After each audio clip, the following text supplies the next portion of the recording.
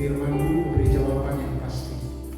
Allah Roh Kudus, tolonglah kami ketika membaca dan merenungkan Firman-Mu. Beri kami sikap hati yang benar, belajar Firman untuk melakukannya, supaya kami hidup dalam berkat-berkat Firman-Mu. Pakailah hamba-Mu, sembunyikan hamba di balik salib kemuliaan-Mu. Biarlah nama-Mu ditinggikan, diagungkan, dan dimuliakan ketika Firman-Mu diberitakan. Dan usai diberitakan orang mendapat berkat, Engkau yang dipuji, ditinggikan, dan diagungkan. Terima kasih, di dalam nama Tuhan Yesus kami berdoa. Amin. Baik, terima kasih untuk Gembala. Shalom. Mari kita buka dalam Injil Matius. Kami dipimpin Matius pasal 8. Matius pasal 8 ayat 1 sampai ayat 4. Matius pasal 8 ayat 1 sampai 4. Kita baca sama-sama ya, dengan saudara yang kedengaran. Matius 8 ayat 1 sampai 4. 1, 2, 3. Setelah Yesus turun dari bukit, orang banyak berbondong-bondong mengikuti Dia. Maka datanglah seorang yang sakit kusta kepadanya, lalu sujud menyembah Dia dan berkata, Tuhan, jika Tuhan mau, Tuhan dapat mentahirkan aku. Lalu Yesus mengulurkan tangannya menjamah orang itu dan berkata, Aku mau, jadilah kau tahan. Seketika itu juga akhirnya orang itu daripada kustanya. Lalu Yesus berkata kepadanya, Ingatlah, janganlah kau memberitahukan hal ini kepada siapapun, tetapi pergilah, perlihatkanlah dirimu kepada imam, dan persembahkanlah persembahan yang diperintahkan Musa sebagai bukti bagi mereka.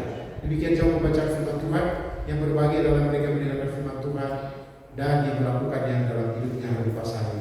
Terpujilah Tuhan Yesus. Saudara-saudara, ada yang mengatakan hidup tanpa harapan bagaikan mati sebelum ajal. Gimana begitu ya? Hidup tanpa harapan adalah mati sebelum ajal. Artinya orang yang tanpa harapan itu sebenarnya dia mati. Karena tidak ada harapan tuh, dia bisa berbuat apa-apa. Saudara-saudara saya kasih Tuhan Yesus Kristus, dalam pembacaan Alkitab hari ini dikisahkan Tuhan Yesus mentahirkan orang yang sakit kusta. Saya cerita dulu ya. Jadi pasal 5 sampai pasal 7 Injil Matius ini bicara tentang khotbah di bukit. Tuhan berkhotbah di bukit dengan berbagai ajaran. Ajarannya itu sangat-sangat kalau dapat dikatakan tuntutannya sangat menuntut kesempurnaan. Nah, sehingga ada penafsir mengatakan khotbah di bukit adalah khotbah di mana penerapan ini wujud nyatanya terjadi pada waktu kerajaan 1000 tahun, damai sejahtera. Karena pada waktu kerajaan 1000 tahun, orang berbuat dosa harus mati. Nah, sehingga misalnya berbahagialah orang, berbahagialah. Nah, itu katanya penerapan sempurnanya di kerajaan 1000 tahun. Tetapi prinsip-prinsipnya kita bisa lihat, saudara. Nah, setelah Yesus berkhotbah di bukit, ini Injil Matius sedang menegaskan Yesus adalah Mesias yang dinantikan. Dan mulailah cerita tentang dia mulai menyembuhkan. Nah, pasal 8, wah itu ada beberapa kisah penyembuhan ya, atau tentang kuasa Yesus. Yang pertama, saudara, orang kusta disembuhkan.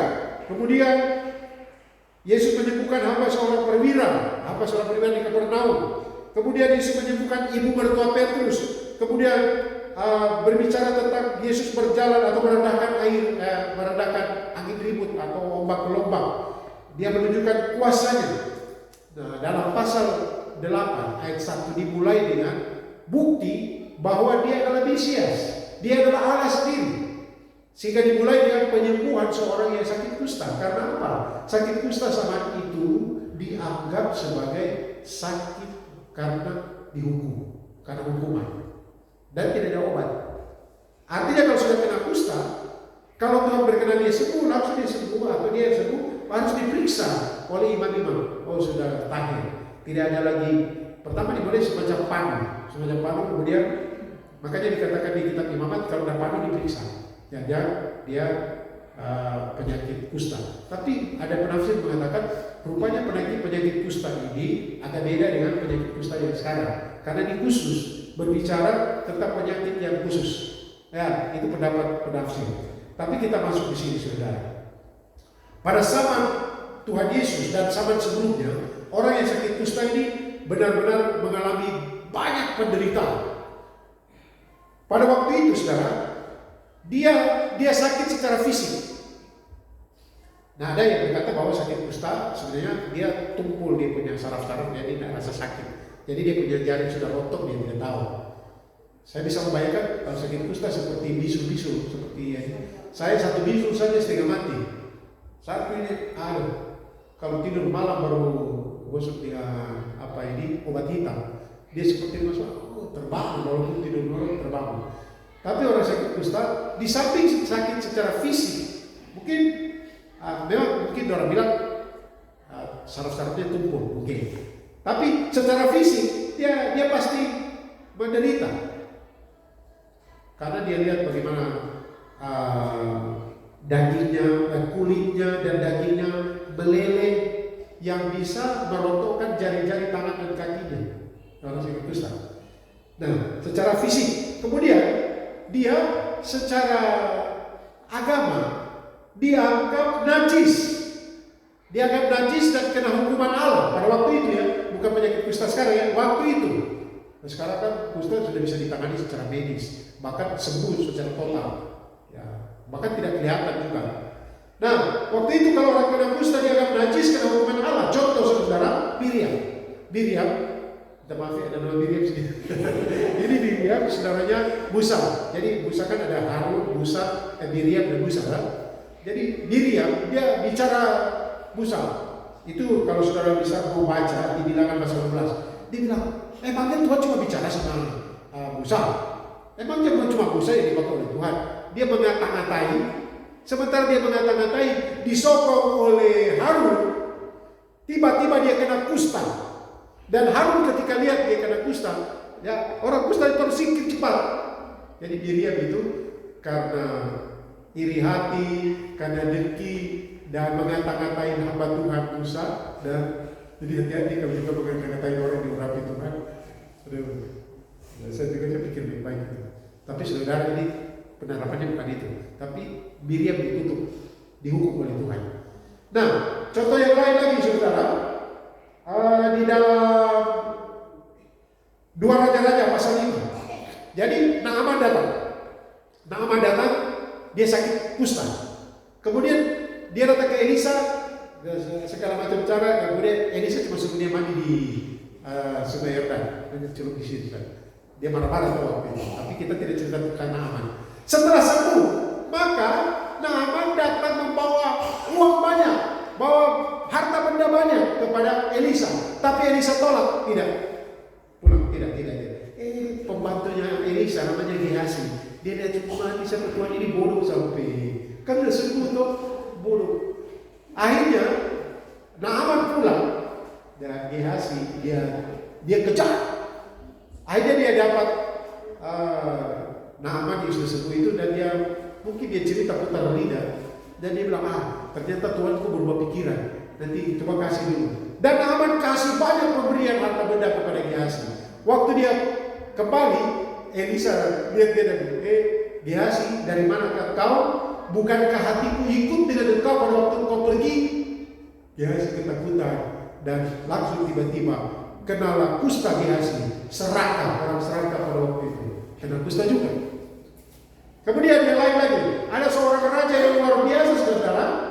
Ada seorang raja yang luar biasa di 2 Tawari pasal yang kedua 26. Raja Usia, dia sudah ditolong Tuhan. Dia takut akan Tuhan, hidup benar. Tapi karena dia sudah punya kuasa, dia hebat, dia jadi sombong. Sombongnya apa? Dia masuk ke bait Allah, di rumah Allah, dan dia mau mempersembahkan korban. Bagus itu persembahkan korban tuh. Bagus sebenarnya tuh. Dia datang. Tapi itu bukan wewenangnya raja, itu imam-imam. Imam-imam sudah tegur dia. Oh jangan raja, tapi dia tetap dengan angkunnya sombong. Mungkin dalam hati saya. Sementara dia pergi untuk memberikan korban, tiba-tiba langsung kusta kena. Dan akhirnya imam usir dia, dan dia sadar bahwa dia sudah kena kusta. Dia harus keluar dari bait Allah, nanti meneteskan darah. keluar. Jadi pada zaman dulu, orang kena sakit kusta dianggap najis karena dianggap itu dihukum oleh Tuhan. Wah, harus keluar. Bayangkan kalau dari jauh saja, kalau aturannya mereka begini, ada aturan yang jelas di Imamat pasal 13-14. Kalau ada orang kusta, misalnya saya yang sakit kusta, angin dari sini, itu 100 hasta atau 45 meter, saya harus berteriak, najis, najis. Ada aturan juga, orang sakit kusta harus pakai pakaian cabik-cabik, walaupun dia orang kaya, pakai pakaian cabik-cabik, rambutnya diuraikan, dan memang rendah. Jadi begitu tersiksanya orang yang kena sakit kusta. Tetapi lebih parah lagi, harapan sembuh tidak ada. Harapan sembuh.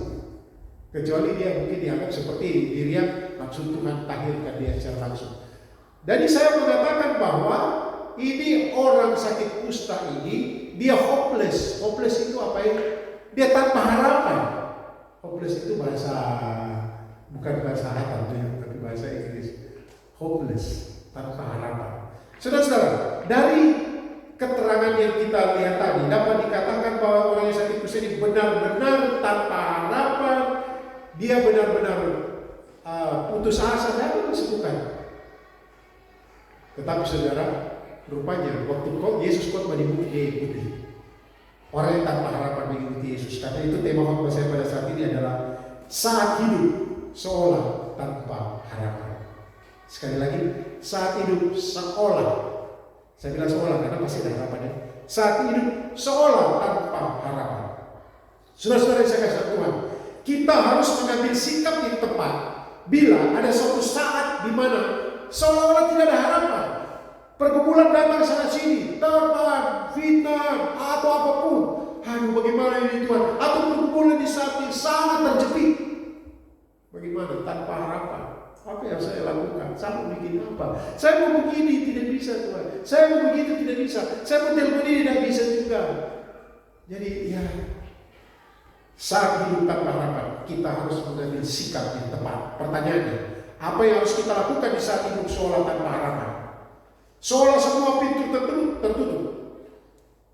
Saudara-saudara, belajar dari orang yang sakit kusta ini, saya mencatat ada 2 hal yang harus kita lakukan saat hidup seolah tanpa harapan. 2 hal. Hal yang pertama, kita lihat ayat 1 dan ayat 2a. Saya baca ayat 1 dan ayat 2a, demikian bunyinya. Setelah Yesus turun dari bukit, orang banyak berbondong-bondong. Orang banyak berbondong-bondong mengikuti dia. Ayat 2 bagian A ditegaskan begitu. Datanglah seorang yang sakit kusta kepadanya, lalu sujud menyembah dia dan berkata. Dari ayat yang saya baca ini, hal pertama yang harus kita lakukan ketika hidup seolah tanpa harapan, yang pertama adalah datang pada Tuhan Yesus. Langsung spesifik, datang pada Tuhan Yesus. Artinya apa? Artinya kita harus datang pada pribadi yang tepat, pribadi yang berkuasa, pribadi yang mengerti pergumulan kita. Dia Yesus.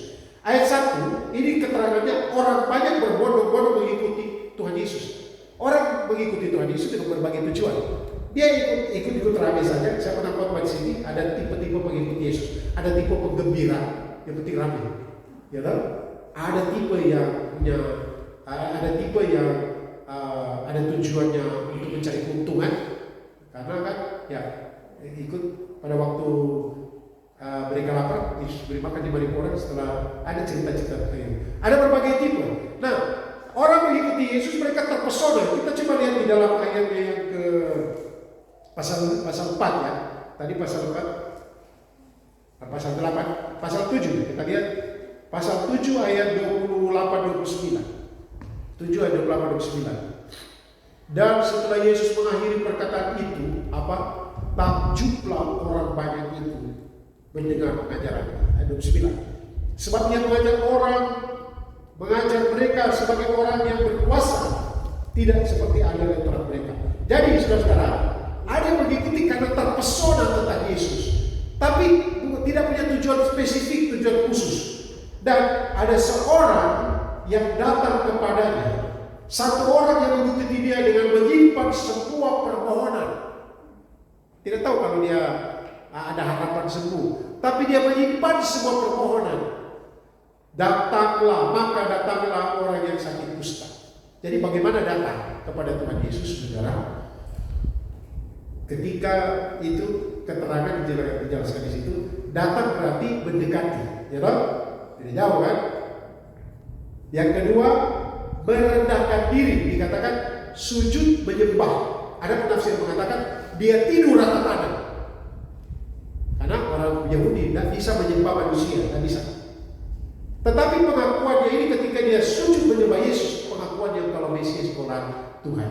Jadi ada yang penafsir mengatakan dia berembah di tanah, rata tanah. Artinya saya bukan siapa. Dan memang orang-orang penyakit kusta dia harus sembunyikan mukanya, dia harus sembunyikan. Ya, mungkin cuma dia dari Yesus karena dia tutup mati. Kemudian dia dari Yesus. Jika engkau mungkin dekat, jika engkau mau. Ini sembunyi.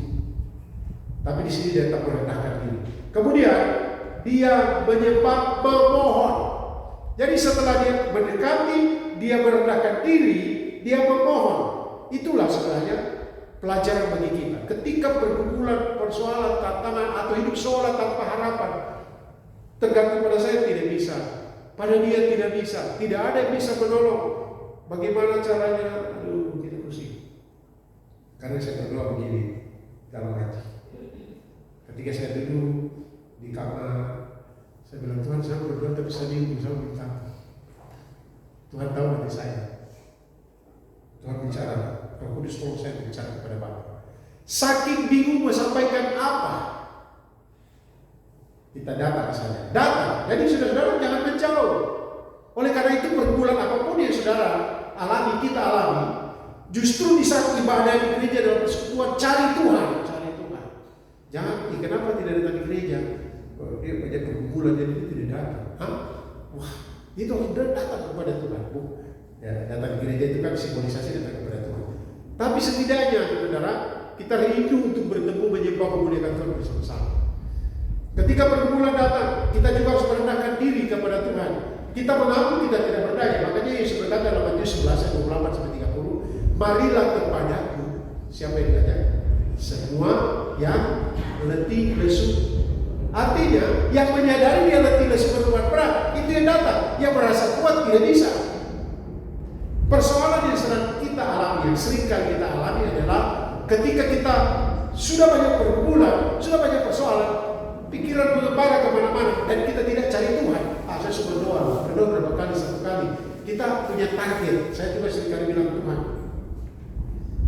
mungkin karena saya punya target waktu, maka saya anggap Tuhan tidak jawab doa saya. Tuhan punya waktu yang tepat, yang terbaik. Apakah kita harus ambil sebuah keputusan bahwa Tuhan tidak jawab doa kita? Tidak. Ada waktu Tuhan. Ada orang yang setuju dengan lagu, waktu Tuhan pasti yang terbaik. Ada yang setuju dengan lagu itu. Tapi bagi saya itu betul, waktu Tuhan. Bukan berarti kita tunggu waktu Tuhan yang kita diam-diam saja, tidak. Kita cari cara. Walaupun kita tahu Tuhan tidak kekurangan cara dan Tuhan tidak kewalahan dengan semua pergumulan kita.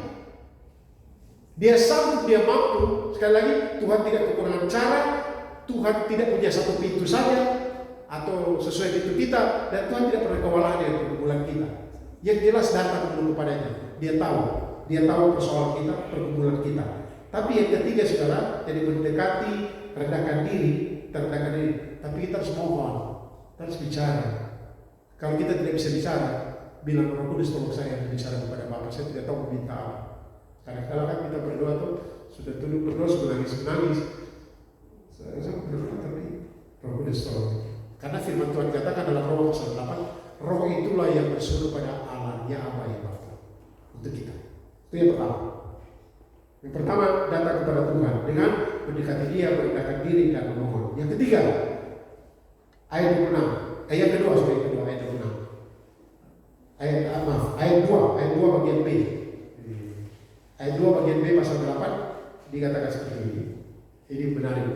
1, 2, kita baca 1, 2, 3. Tuhan, jika Tuhan mau, Tuhan dapat mengakhirkan. Ini orang kusta. Dia coba menutup dirinya, menyembunyikan dirinya. Ini dia tidak boleh dekat dengan orang, dia boleh. Mungkin bersebelah, mungkin. Jadi tidak catat. Yesus itu dia. Begini, Tuhan bisa. Tuhan dapat mencarikan. Mungkin. Tetapi yang jelas, ungkapan ini menegaskan satu hal. Kita bukan hanya datang kepada Tuhan, tetapi yang kedua kita beriman pada Tuhan Yesus. Ini sederhana ungkapan ini. Beriman pada Tuhan Yesus artinya percaya dengan sungguh-sungguh. Dan bagaimana beriman itu, saudara? Kita lihat dalam konteks di sini. Sangat mungkin orang kusta ini telah mengikuti dan mendengar pengajaran-pengajaran Tuhan Yesus yang Tuhan Yesus sampaikan, seperti dalam pasal 7 tadi. Dan dia takjub. Sampai dengan orang-orang dia takjub dan dia melihat Yesus mengajarkan penuh kuasa. Pasti dia punya kuasa untuk menyembuhkan. Dari sini timbul iman dan percaya bahwa Yesus inilah pribadi yang berkuasa, pribadi yang tepat, sehingga dia berani datang kepada Tuhan. Ungkapan Tuhan, jika Tuhan mau, Tuhan dapat mentayarkan aku. Ungkapan ini mengandung dua pengertian penting. Yang pertama, saudara, ini adalah keyakinan iman. Dia percaya, dia memiliki keyakinan iman atas kuasa Tuhan Yesus mentahirkan dia. Dia kan bilang, Tuhan, jika Tuhan mau, Tuhan dapat. Kau pasti dapat, kau dapat. Ada keyakinan iman dalam dirinya bahwa Tuhan Yesus berkuasa, Tuhan Yesus sanggup, Tuhan Yesus mampu mentahirkan dia. Saudara lihat, kenapa tidak disebut menyembuhkan? Beda dengan pasal 8 itu. Coba lihat pasal 8 ayat 7. Beda. Ayat 7. Ayat 6 dan 7. Ini perwira dari Kapernaum datang minta Tuhan Yesus tolong hambanya yang sakit lumpuh, tiba-tiba lumpuh. Ayat 6 bilang ini, Tuhan, hambaku terbaring di rumah karena sakit lumpuh dan ia sangat menderita. Mungkin salah terjepit kalau sama dia bilang. Ayat 7. Ayat 7 bilang apa? Yesus berkata kepadanya, aku akan datang apa? Coba, ada beda dengan yang ayat 3, pasal 8 ayat yang kedua? Beda ya? Tuhan, jika Tuhan mau, Tuhan dapat mentahirkan aku. Jadi, dia bicara mentahirkan, dia orang Yahudi. Dia sadar betul siapa dia. Ya, itu nanti kita akan lihat yang kedua. Tetapi dia yakin Tuhan berkuasa. Berkuasa menyembuhkan dan mentahirkan dia. Yang pertama itu ada keyakinan iman. Tetapi yang kedua ada kesadaran iman. Dia sadar bahwa segalanya tergantung kemurahan Tuhan. Kalau Tuhan mau, dia pasti sembuh. Segalanya tergantung kemurahan Tuhan. Tetapi juga kesadaran bahwa Tuhan, apakah kau bersembuhkan aku? Ini kusta. Ini mentahirkan aku, ini kusta. Keberadaannya yang berdosa. Penyakit kusta dianggap sebagai hukuman. Keberadaannya yang berdosa itu, dia sadar dia berdosa. Dan akibat dosa itu mungkin dia kena kusta, itu pikirannya mungkin ya, karena dia orang Yahudi. Makanya dia minta ditahirkan. Beda yang ditahirkan. Tahir itu punya lawan kata itu. Makanya orang yang tahir punya lawan kata najis. Karena najis harus ditahirkan. Makanya dorang kalau ketemu orang berteriak, najis, kotor. Nah saudara, ada kesadaran iman bahwa dia berdosa. Apakah kau mau ampuni saya? Apakah kau mau sucikan saya? Dia tidak berusaha. Yang ketiga, dia tidak berusaha untuk menuntut ditahirkan. Jika kau mau. Jadi kata jika kau mau ini ada mengandung 3. Ya. Yang pertama, dia tahu kalau Tuhan Yesus tolong dia itu semata-mata kasih karunia, belas kasihan. Yang kedua, dia sadar saya ini orang berdosa. Apakah kau mau saya ini berdosa loh? Yang ketiga, dia tidak menuntut, terserah kau Tuhan. Aku tahu kau mampu, aku tahu kau sanggup, tapi terserah pada kita. Inilah doa beriman, doa yang tidak menuntut Tuhan, tetapi menyerahkan pada kuasa dan kedaulatan Tuhan. Karena Tuhan pasti tahu yang terbaik bagi kita. Saya pada waktu menyusun khotbah ini, saya bilang gini, Tuhan, saya katanya baru sembuh dari malaria. Dia punya rasa-rasa tak enak malaria masih ada. Tiba-tiba, ini kenapa ini mulai demam-demam? Bisu ini mulai. Awalnya saya agak biasa, karena saya biasa senang jalan. Tidak tahunya sudah mulai bekas. Bisu ini selesai sudah. Dan Kalau bisu begini kan itu berjalan segala macam itu. Saya berjalan juga, agak jalan sombong-sombong. Nanti dia pikir, ini pendeta ini sombong apa ya? Jadi saya beritahu di kelas, kalau Bapak mengajar, Bapak agak jalan sombong-sombong ya. Karena Bapak punya tangan ini. Jalannya saya sombong, tapi Bapak tidak sombong aja karena supaya tidak ada terjadi gesing. Jadi sebenarnya masa ini kembali karena ini tidak juga. Tapi waktu saya sampaikan saya tertawa. Saya bilang yang penting saya bisa bicara, yang penting saya bisa ngomong, yang penting saya bisa beritakan firman di saat-saat seperti itu memberikan kekuatan. Hampir setelah datang kemari kami beberapa minggu di sini saya sudah hirup terus obat asma. Benar tidak? Kelvin, saya teleponnya anak kami Kelvin, itu artinya Bapak bukan tempatnya lagi di Manokwari. Bapak tempatnya tidak di Manokwari lagi. Ini saya bawa obat. Itu lama sekali saya tidak pakai obat itu. Memang mahal sekali obatnya. Harus hirup dulu, lega. Saudara, lega. Tapi saya tidak peduli barang-barang itu. Yang saya peduli adalah saya mengalami kasih karunia Tuhan di tengah-tengah kelemahan. Justru dalam kelemahan kita mendapat kekuatan. Tapi ini orang ini lain. Terserah kau Tuhan. Dan saudara lihat apa respon Tuhan Yesus. Ayat yang ketiga. Ayat 3. Ini respon yang luar biasa. Lalu dia tak sangka ini saudara. Lalu Yesus mengulurkan tangannya. Tak bilang begini. Yesus berkata, aku mau. Dan dia mengulurkan. Tidak. Belum bicara. Yesus sudah ulurkan tangannya. Ini saudara bayangkan. Ini Yesus tetap di mana? Tidak tahu. Tapi bisa saja kulitnya, dagingnya berlendir-lendir. Bisa. Dan Alkitab berkata bahwa Yesus tidak boleh orang tahir, orang yang normal, yang tidak sakit, tidak boleh pegang. Orang yang sakit ini nanti dia najis. Tapi Yesus mengulurkan tangannya, bukan mengulurkan, bilang menjamah. Jadi mungkin seperti ini orang ini jangan pegang, kawan. Saudara, berapa di antara kita yang mungkin sudah dibuang orang atau tidak dianggap oleh orang karena sudah merasa saya tidak bisa, saya terlalu najis, saya terlalu berdosa, saya mungkin begini begitu. Apakah kau sanggup? Apakah kau mau Tuhan? Tuhan bilang, kawan, aku mau. Pasti orang sakit kusta ini dia bukan hanya sembuh penyakitnya, tapi batinnya sembuh. Ada orang yang sekalipun dia dalam keadaan kusta mau menjamah dia. Dalam pembelajaran saudara, saya mengajar etika dan profesi keguruan. Kalau kita ngajar anak-anak, sentuhan itu akan menolong anak-anak, apalagi anak-anak nakal. Memang tantangannya kalau guru SMA atau SMP, laki-laki ke perempuan, agak susah ya, guru laki-laki ke anak perempuan. Semangat, agak susah ya. Kita salah, semangat, kok pasti bisa. Saya di SD Exotrin sudah mengajar tahun ke-27 kalau salah, tahun ke-27. Dan ada orang yang ulang-ulang ikut mata kuliah tidak lulus. Kasih keluar satu kali saya pakai seseorang, saya pakai dia, saya bilang kenapa? Ya Bapak, saya itu tidak mau kuliah di SD Exotrin ini, tapi saya Bapak ini, Bapak apa? Gembala. Dia bilang kau harus tinggal kuliah di situ supaya kau jadi orang baik. Saya tidak mau. Terus sekarang bagaimana? Kok sudah semester? Waktu itu semester 5 kan? Dan semester 5 itu banyak tidak lulus. Baru di mata kuliah saya lagi. Kan mata kuliah saya kan dia mata kuliah berkaitan dengan ilmu keguruan. Saya berdoa dan dia, saya bilang, bersama Tuhan kau pasti bisa. Kau pasti bisa. Boleh dan Bapak di mata kuliah. Dan saya berdoa sama dia. Ini laki-laki yang berkuat. Sebutkan namanya pelan-pelan. Dia sudah lulus lama, sarjana pendidikan, sudah lulus.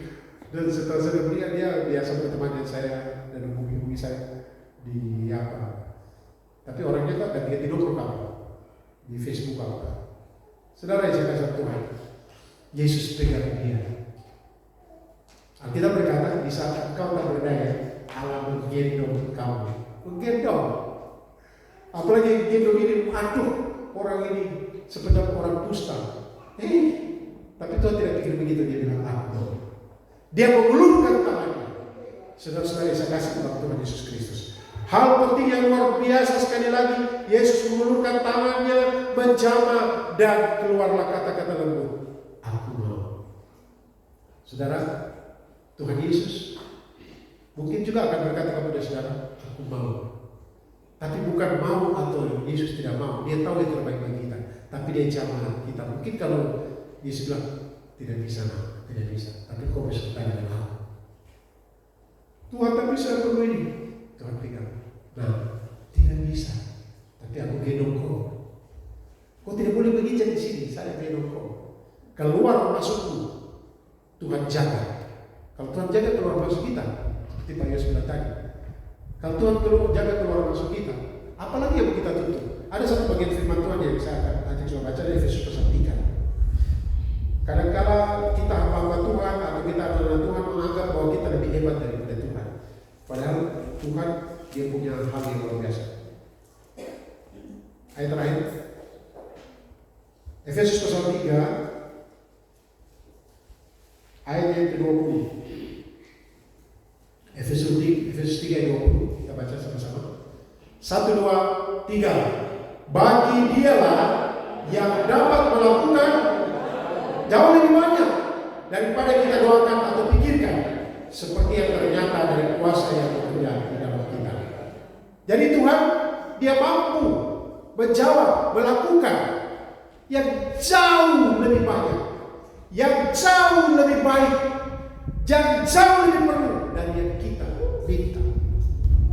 Kita minta terbatas, tapi Tuhan tahu yang jauh lebih banyak. Amin. Apa yang sudah minta kepada Tuhan dan Tuhan seolah-olah bilang belum atau tidak? Dia bilang aku mau. Atau dia jawab kita sabar deh, sabar. Sudah bisa berdoa. Kiranya Tuhan menolong kita, saudara. Ketika hidup tanpa harapan, datanglah kepada Yesus. Caranya, dekati dia, rendahkan diri, sembah dia, mohon kepadanya. Curahkan isi hatimu kepadanya. Yang kedua, beriman. Kita harus memiliki keyakinan iman. Tuhan sanggup, Tuhan mampu. Tapi kesadaran terserah kepada Tuhan. Engkau tolong pun itu kasih karunia. Tidak pun itu berarti yang terbaik yang Tuhan berikan. Tuhan memberkati kita sekalian. Mari kita berdoa. Terima kasih Bapa. Kami mengucap syukur untuk kandungan firman Tuhan di pagi hari ini. Kadang-kadang kami mengikuti waktu kami, jalan pikiran kami, dan kami mengajukan proposal cara-cara melakukan kepada Tuhan. Padahal Engkau Bapa tidak pernah kekurangan cara. Engkau tidak pernah kewalahan dengan persoalan kami. Karena itu tolonglah kami untuk mengerti kehendak-Mu dan menyerahkan sepenuhnya pada kuasa-Mu. Kalaupun Tuhan segera menolong kami, ajarlah kami senantiasa bersyukur dan mengatakan ini adalah kemurahan daripada-Mu. Engkau menjawab kami karena belas kasihan. Terima kasih. Tolonglah kami itu selalu datang kepada-Mu dalam keadaan suka maupun duka, dalam keadaan senang maupun susah. Terus datang berpaut kepada-Mu, karena firman-Mu dengan jelas mengatakan diberkatilah oleh yang mengandalkan Tuhan, yang menaruh harap kepada-Mu. Terima kasih untuk firman-Mu. Kami bersyukur dalam nama Tuhan Yesus.